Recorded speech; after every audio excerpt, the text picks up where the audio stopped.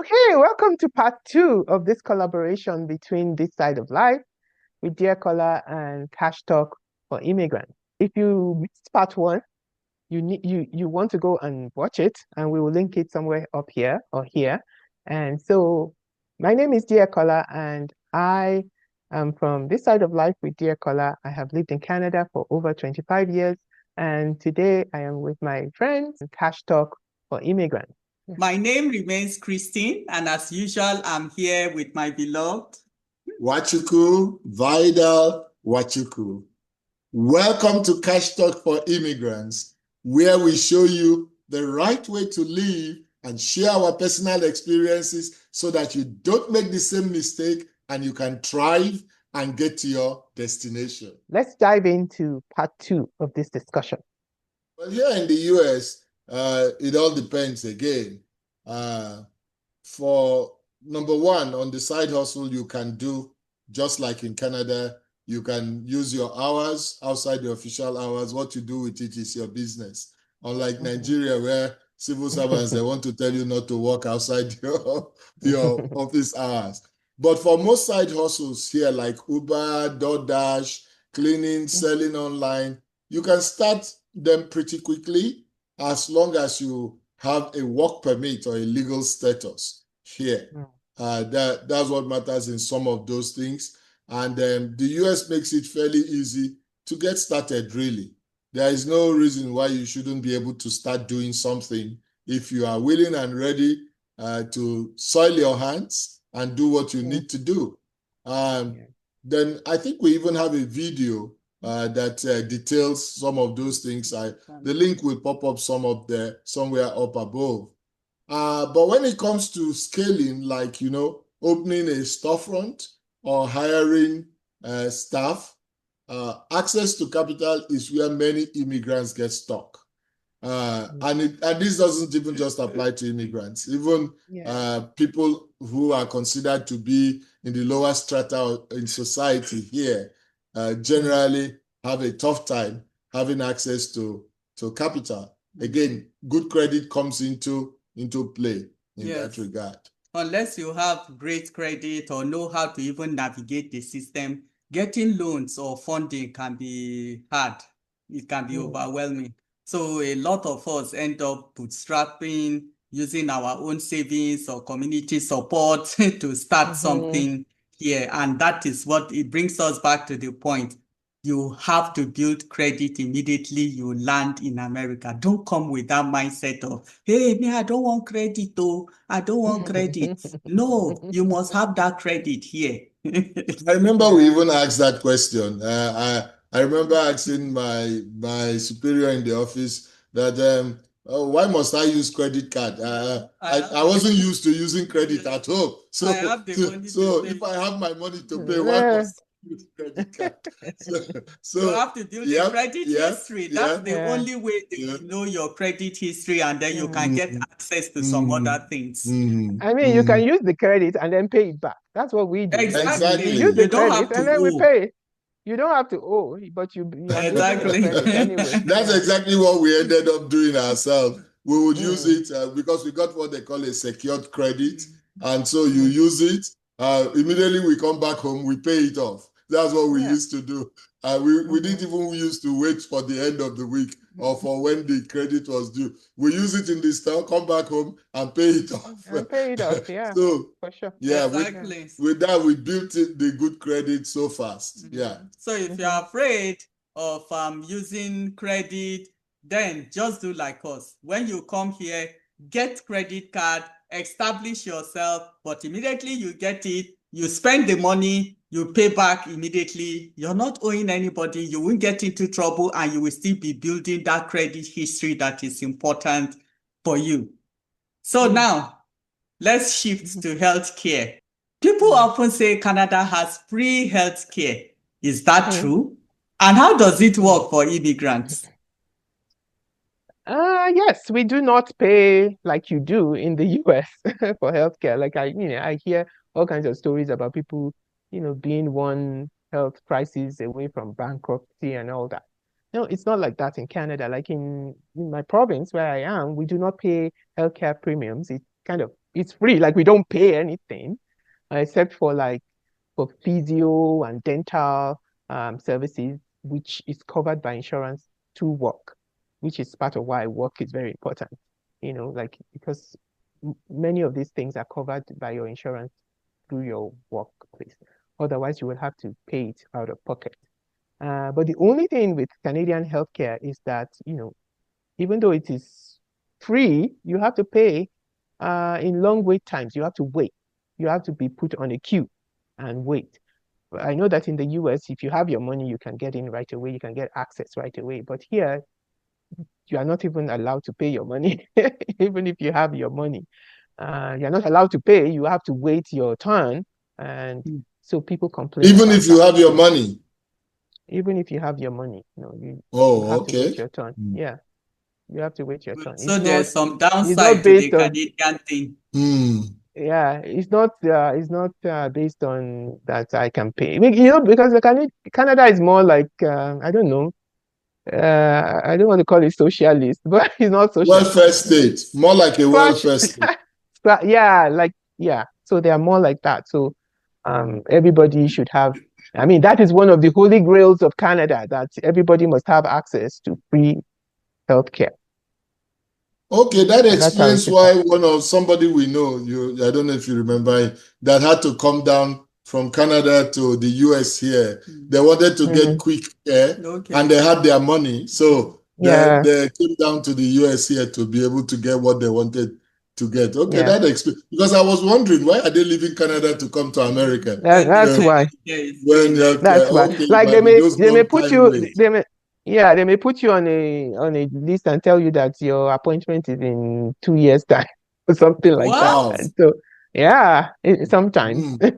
So if you have your money and you have an opportunity to go somewhere else, and people do that. But when you get into the system is very good. Like I've been in the system, it's very good. But and it's for things like knee surgery, like things like that.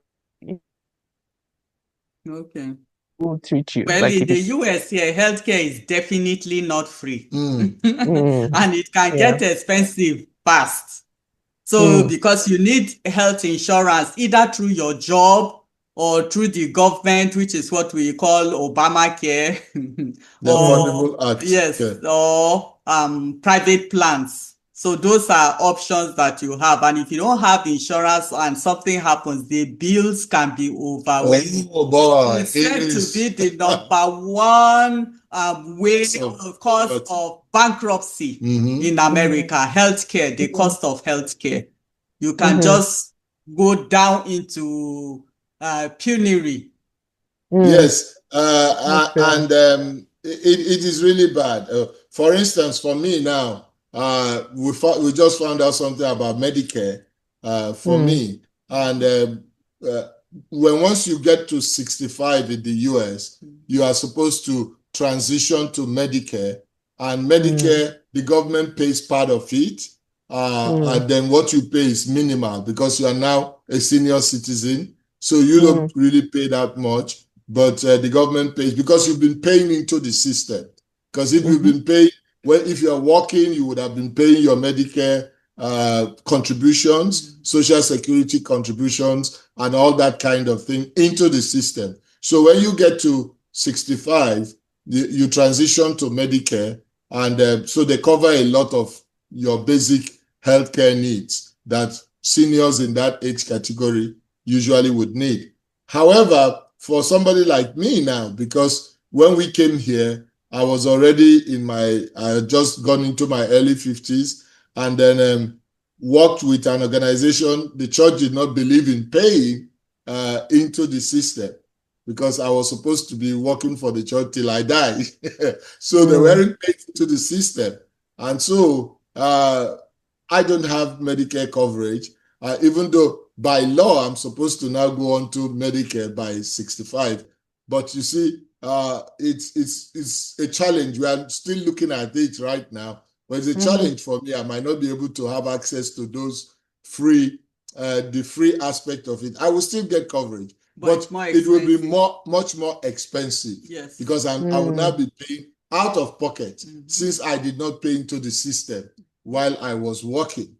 except my wife has coverage from her workplace, then I might be able to get covers you. coverage through her workplace. Otherwise, I'll have to pay this higher sum to get coverage, because at that age, it's almost like compulsory that you must have one form of coverage or the other. And I think also that is where most immigrants, we need to pause and think. For those of us that are already here, some people don't even contribute to any 401k or anything, so they don't have this benefit, social security and all that. So what happens to you later, except if you're planning that you have another retirement plan or something you're hoping to get, and you think you're going to get back to Africa, go back home after your sojourn here, so you don't need the Medicare coverage, and all that. But the thing is that you are paid an amount for it. So if you close that door, you're not even going with anything, because that could add up to something that you get for your social security benefits. But if you didn't contribute to it, that is a zero there. You're not getting anything. It could help you if you got that. Like me, if I'm working now, I'm making the contribution. If I decide to go back to Africa when I retire, at least I'm guaranteed that I will be getting maybe up to $2,000 per month from my social security benefit, which will be quite a lot for me going back to Nigeria, even if that's the only thing I get. Now, having said all of that, the truth still remains that, like we've already said or addressed, is that you have faster access to specialists or surgeries here if you can pay the price. If you can pay the price. If you have the money, you can get whatever you need whenever you need to get it. So for immigrants, it can be a bit confusing and stressful if they don't know the terrain. Again, we come back to knowledge. We come back to information. So it's for people to find out, because a lot of people are ill-informed. Like what she was trying to address, they will not pay into the system. And they think they are being wise by not paying into the system. Why? Everything is being sent home and they are not paying into the system. Then suddenly they'll get to the time when they need it, because the question of healthcare is a when question, not an if question. Even if you don't fall sick regularly, one day something could go wrong, anything could happen, and then that one day could put you in debt for the rest of your life in this country. I remember the very first time I went to the ER here, and I was just having some chest pain. I just went into a normal clinic, and that was the first year we got health insurance. We had not had health insurance for 3 years before then. But that was the first year, towards the end of the year. And I had to go to the ER. Well, two baby aspirin. They ran some tests, did a couple of things. 5 hours after, they were ready to discharge me, even though they wanted me to stay overnight. I refused. I said, discharge me. But 5 hours after, I was given a bill of almost $12,000. Yes, I kid you not. I was given a bill of $12,000, $11,000 plus, almost $12,000. I was given 5 hours that I stayed in the ER, and 2 baby aspirin. That was all they gave me. And then, but because of all the tests they ran and all that, they did EKG, they did CAT scan, they did all kinds of tests. Because of all those tests, it came to. So if you didn't have insurance, you would have had to pay that. That was what saved me. Remember, I said it was the first year we just got the insurance. It was that was the first year. That was what saved me. After the lady tried to psych me up and everything, she was like, but don't worry, the insurance company is going to pay most of it. But I still had to pay $3,000 out of my pocket. Wow. Yes, out of the still had to pay $3,000 out of pocket. And thank God it was instrumental. And so they said, don't worry, it's an instrumental plan. So you can pay gradually. It took me 1 year to pay off that $3,000 and at no interest, So that's how expensive healthcare can be here. Can you imagine if I didn't have health insurance? Exactly. That would have been a bill of $12,000 on my head from one visitation. We may not even have recovered. That is why they said the cost is one of the biggest causes of poverty, bankruptcy in poverty in America. America. Yeah, if you had that kind of situation in Canada and you went to the ER, they will attend to you. You might wait a bit, like, in the ER, but they will attend to you and you will not pay anything. Oh, Can wow. you imagine the difference? In fact, right from the time the ambulance came to pick you up, because where I went to, I drove down there, but you know how it is when once I complained, it had something to do with Yeah, my chest. The yeah. doctors were like, no, we've got to get you an ambulance. You have to go straight to ER. I said, hey, I drove here. I will drive to the ER. You must go to the ER. And so I refused the ambulance. And but if I had accepted the ambulance, that would have You been will pay for it. Well, you pay for ambulance here too. You pay that would for have been ambulance. another $2,000 or $3,000 added to for my ambulance? bill. Yes. Yes. Healthcare is not free in America. No. For ambulance here, I think it's about $500 if you call the ambulance. Yeah, you are looking at, depending on the state and where you On are, the but state, you're looking yeah. at 1,000 and above. But that one for me would have been another $2,000. Wow. You know? Wow, so when people see all those ambulances running around, they think it's for free. It's money. It's not free here at all. Somebody is paying for it. Wow. Okay, so what about taxes for you? What does Canada give back to immigrants in terms of taxes? Or what are the taxes like? Oh, the taxes are high in Canada. I mean, the common knowledge is that Canadian taxes are higher than the US, I think. But that when you talk about giving back to immigrants, is that so? I mean, Canada is a multicultural society, so they expect, it's like it's expected that people are from different countries. They are not from here. And so that kind of plays into how immigrants are treated, I guess, because most people here are immigrants, really. Okay. So in what way would you say taxes are higher? Because you said it's higher there. So in what way? And when you say multiculturalism, does that directly offset higher taxes? Because I doubt if that will happen. No. Multiculturalism doesn't offset higher taxes. But in Canada, I think the top federal tax rate is about 33%, which I think is less than the US. But we do have sales taxes.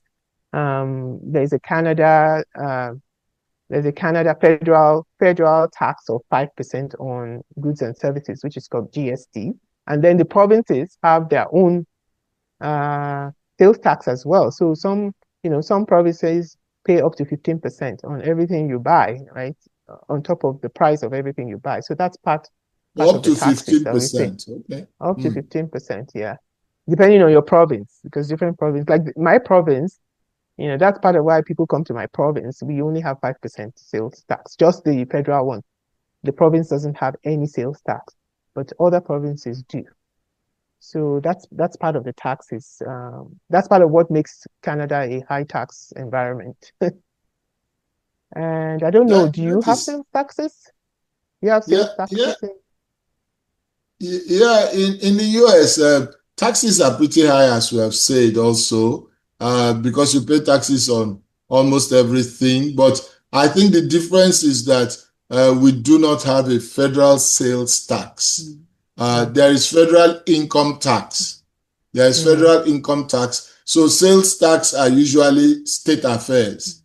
So it is the state, depending on the state. And in fact, in some states, there is even no income tax, no state income tax. Like Texas, Florida, there is no state income tax. You don't pay any tax on your income. It's only the federal tax. Federal tax is applicable across all 50 states, but it's income tax, not on no sales tax. Then each state have their own sales tax. Like in Texas, I think it's 8.5% or thereabout. I think so. In Texas, it might be not exactly that, but I think it's around 8.5% that you pay as sales tax now. And some states don't even take anything so at all. Yeah. So So that a would be little why bit higher. yeah, that would be why it Yeah. would be higher in Canada because we all have, we all pay income tax as well. And we have federal income tax, we have provincial income tax, and then we have sales tax as I well. think it might be so because of all the Three freebies things you you get. also get. So it's Exactly, the way exactly. you pay back. So You that's get what you it. pay for, right? You get what you Yeah. pay for. Exactly, That's what I exactly. tell people all the time. So long as you are seeing the services that you are paying for, then you just have Yep. to, be okay with it. Yeah.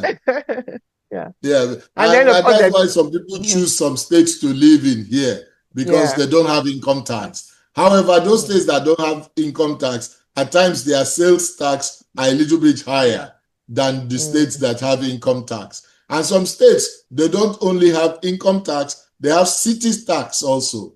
mhm, So you pay federal, you pay state, you pay city. City tax, like Ohio, where we first came. Yes. When we first came, we were paying all three.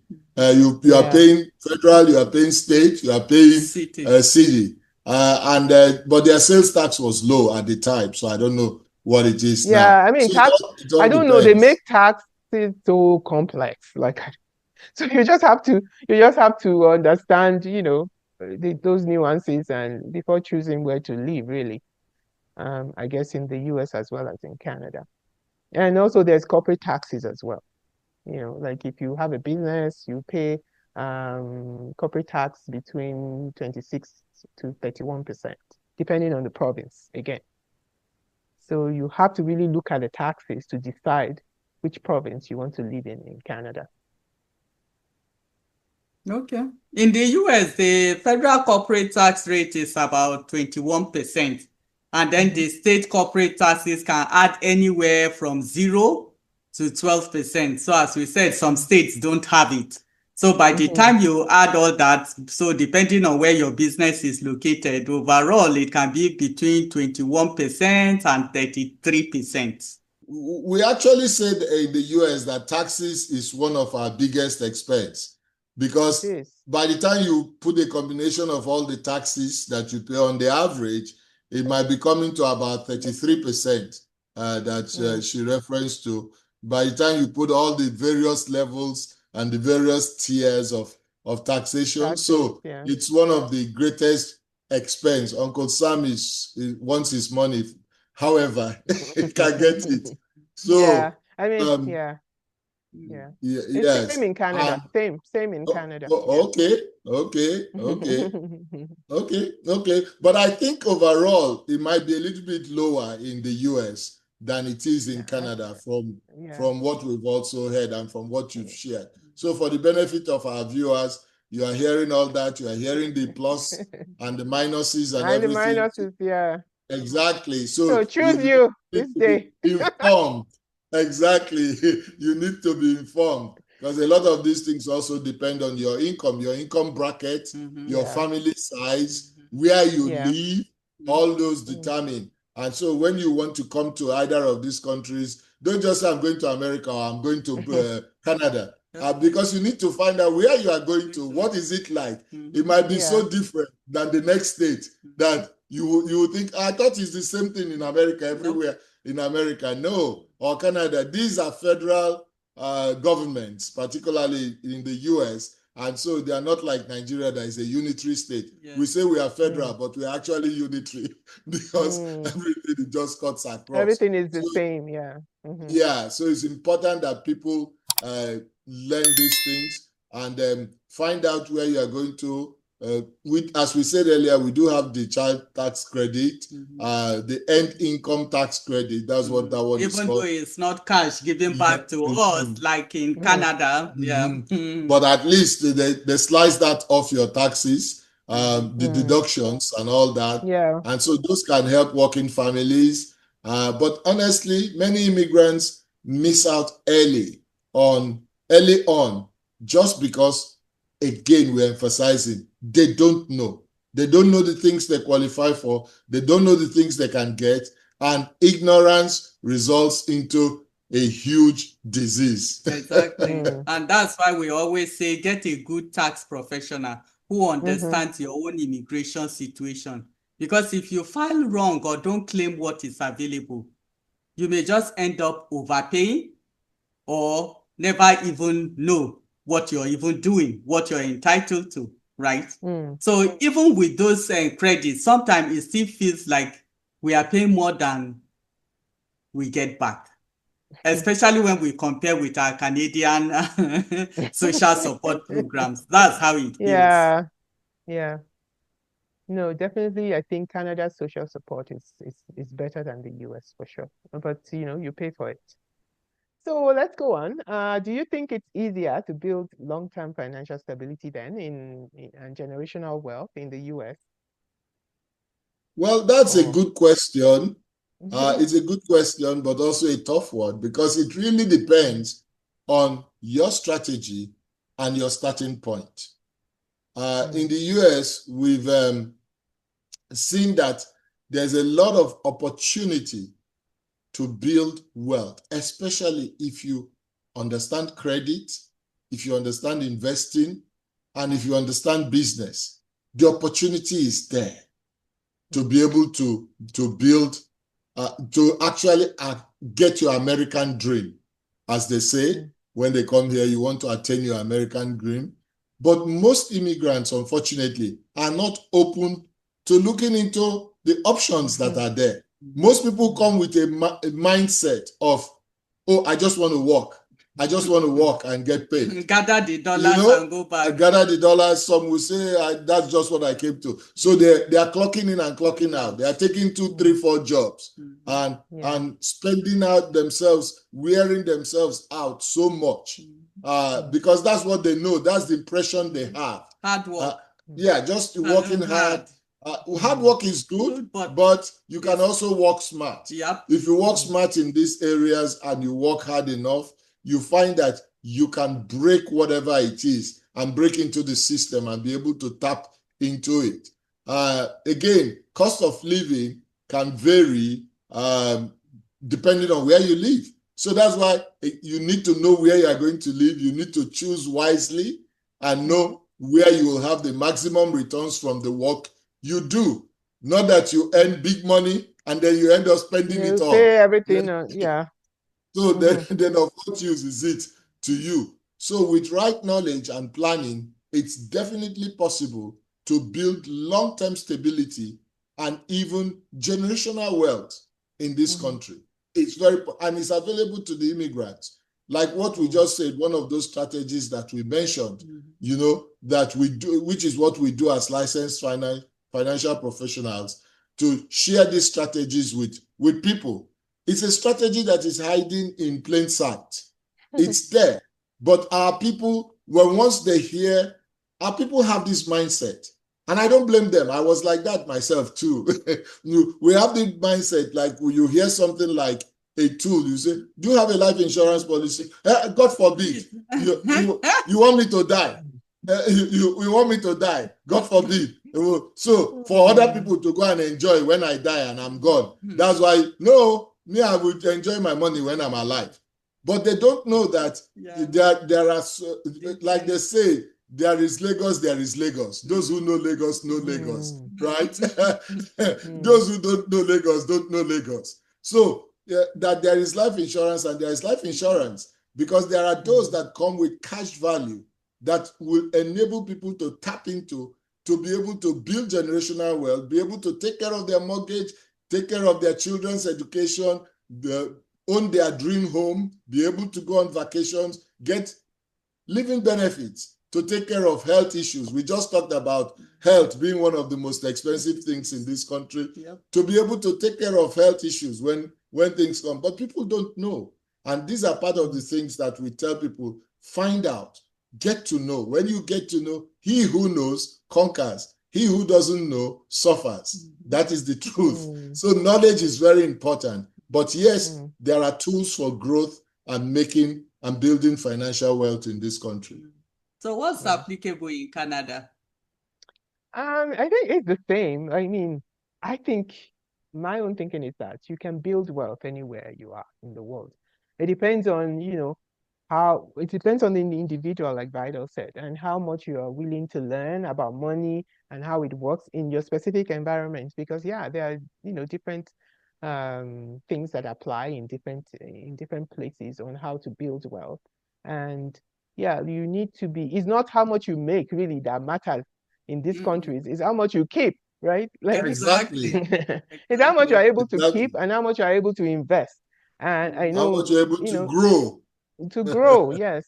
You know, many of and don't eat your seed, right? Don't eat your seed when you can invest it for growth, Mhm. right? So yeah, it is very, very possible to build wealth, to build generational wealth. I keep telling people who come abroad, they are not all suffering and you know, in poverty and all that. It's the people that are wise, they will do well. For sure, there are opportunities here everywhere you turn. There are things that you can do, and there are ways you can manage your money and grow your money.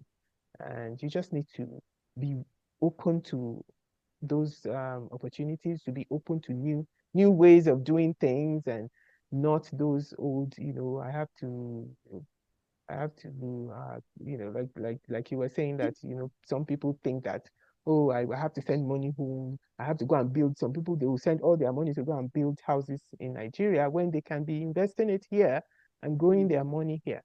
So yeah, you have to be wise, like you said, and be smart, and you will be able to build wealth for sure. Yes. So, Mhm. if you had to choose again, will you still pick Canada, or you want to come over to US? And if so, why? Uh, uh, I think I will still pick Canada. I think I'll still pick Canada, minus the cold. I will still pick Canada just because, and the reason is because, like we have had a good experience here. Like I cannot complain. I can't complain. Like when I see people complaining so much about being abroad, I'm just like, what are you even talking about? You know, I cannot complain. I thank God. I'm grateful for the opportunity I've had to be here in this country and all the experiences I've had and all the successes I've had. So yeah, it is a system that I know and has worked for me, and so I would choose it again. Uh, And what about you too? Will you choose the US again, or will you come over to Canada? well, you actually mentioned when you said you will pick Canada again, except the cold. For Yeah. me, I will not only pick the US. Well, number one, I didn't choose to come, but I'm here Mm, now. If I had a choice and I was to come between the two of them, I would pick the US, and not just the US. I will pick the sun, where you have the sun. I yeah. absolutely hate the cold. So even in the US, there are certain places that even if you gave me $1 million, I'm not going to live there. I'm not going there. I won't Mm. live there because I am not. That's why I can't pick Canada because there's no sunny place in Canada. It's cold all There is. through. There is. You can go to Vancouver. You can go to British Columbia. No, It's those will just warm. be for few times in the year. I want where Uh, I will uh, have the sun all year round. so, so for me, for that reason, I would honestly pick the US. In fact, when the mm, church wanted to bring us over here, we were almost not going to come because they wanted to take us to one of the cold zones. And mm, when I went back home and I had to pray and fast about it. And I picked the map of the US. I looked at it, and my eyes fell on Florida because it said the Sunshine State. And I said, that's where I'm going. I mm, said, that's where I'm going. And honestly, I prayed. I wasn't going to accept the offer. We weren't going to come if they were going to insist on posting us there. But we prayed about it and put it in God's hand without talking to them. And I just told God that, hey, if you are behind this move, let them post me to Florida. If they post me to mm, Florida, I will go without asking any further questions. And that's exactly what happened. God mm, knew that I wasn't making it up. So he knew I couldn't function in the cold. Out of the blues from mm, the headquarters, they just called me and said, hey, we are changing your posting and we are sending you to Florida. I couldn't mm, believe it. That was when we said God was behind this. Let's mm. go. So that Right, tells you right. how much the sun is to me, which is even here in We all Texas where love we the are. sun. Oh boy, I don't compromise that. That's one of the reasons why I'm not even so comfortable where we are in Texas, and we want to go back to Florida, because here in Texas, you find that the area where we are, when it is cold, it is cold. But when it is hot, it is really hot. So, but we still feel the cold. I even saw snow here, in Texas. And I'm like, how can you be seeing snow in Texas? But in Florida, none whatsoever. So I will pick Florida, not just the US, but Florida. But Florida. That's interesting. Yeah. Okay, so I guess if you are an African immigrant out there and you're trying to decide between Canada and the US, you have heard all our stories, you have heard all the information, and we hope that we have been able to kind of help you to paint a clearer picture of what life might look like if you're in the US or if you're in Canada, and what really matters to you, at the end of the day. And what matters is really making an informed decision based on all the information that we have provided and what you can find, like we really emphasized information, knowledge on, you need that to be able to make the decision that fits your goals and your family's future. I have to hear your thoughts. Which country would you choose and why?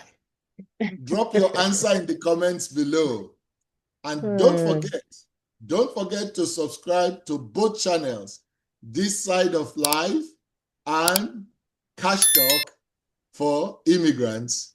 So don't forget to subscribe for more real conversations that help you move forward with confidence wherever you are. If it is in Canada, so be it. You can make the most out of it. And if it's in the US, you can also thrive and make the most, having all the information that you need to have.